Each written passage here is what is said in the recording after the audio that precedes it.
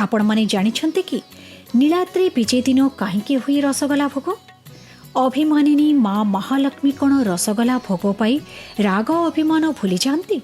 एही दिन रसगोला भोगर महात्म्य कौन आपण माने जानिथिबे।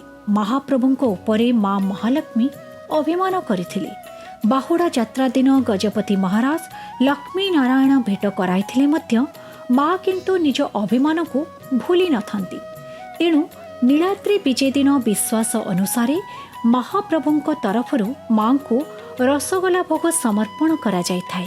आउ एही रसगोला भोग महाप्रभु श्री जगन्नाथ और माँ महालक्ष्मी उभय को भोग लगी करा जाइथाय। महाप्रभु श्री जगन्नाथ और माँ महालक्ष्मी मानवीय लीलार एक दिव्य उदाहरण हेउची रसगोला भोग और नीलाद्री विजय।